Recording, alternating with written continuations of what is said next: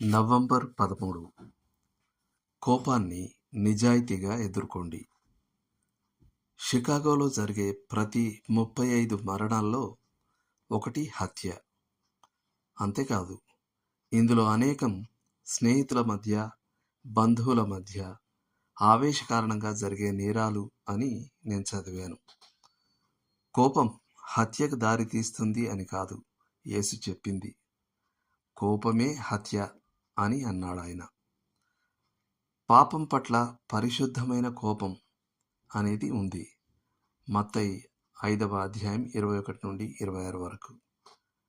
కానీ యేసు మనుషులకు విరోధమైన ఓ అపవిత్ర కోపం గురించి మాట్లాడాడు.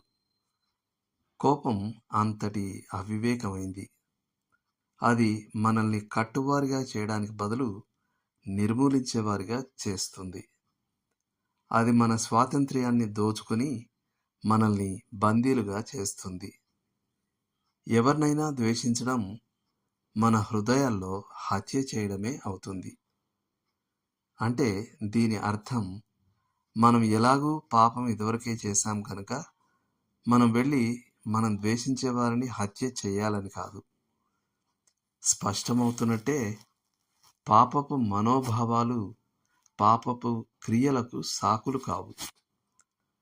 పాపిష్టి కోపం దేవునితో మన సహవాసాన్ని, దాంతోపాటు సోదరునితో మన సహవాసాన్ని కూడా దోచుకుంటుంది. అయితే అది మనల్ని హంతకులుగా చెరసాలలో పెట్టదు. కానీ తమ పాపిష్టి కోపాన్ని నియంత్రించుకోవడంలో విఫలమైనందువల్ల హంతకులుగా అయిన వారు ఒకరికంటే ఎక్కువే. పాపిష్టి కోపాన్ని నిజాయితీగా ఎదుర్కోవాలి మరియు దేవుని వద్ద దాన్ని పాపంగా ఒప్పుకోవాలి. మనం మన సహోదరుని వద్దకు వెళ్ళి ఆ విషయం పరిష్కరించుకోవాలి.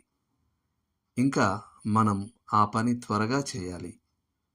ఎంత ఎక్కువ కాలం మనం వేచి ఉంటే ఆ దాస్యం అంత చెడ్డదిగా మారుతుంది. మన సమాధానం పడడానికి నిరాకరించినప్పుడు మనల్ని మనం ఓ భయంకర కారాగారంలో పెట్టుకుంటాం. తన సహోదరుని క్షమించడానికి నిరాకరించే వ్యక్తి తాను నడవాల్సిన వంతెననే తాను నాశనం చేస్తాడని సరిగానే చెప్పారు. బైబిల్ చెప్తుంది, కోపము మానుము, ఆగ్రహము విడిచిపెట్టుము, వ్యసనపడకుము, అది కీడుకే కారణము. కీర్తన 37:8. ఇవి చదవండి. మత్తయి సువార్త 5వ అధ్యాయము 21 నుండి 26 వరకు, యాకోబు పత్రిక 1వ అధ్యాయము 19 నుండి 20 వరకు, ఎఫెసీలకు రాసిన పత్రిక 4వ అధ్యాయం 26వ వచనం మరియు 31వ వచనం. చేయాల్సిన పని. మీరెవరి మీదైనా పాపిష్టి కోపం కలిగి ఉన్నారా?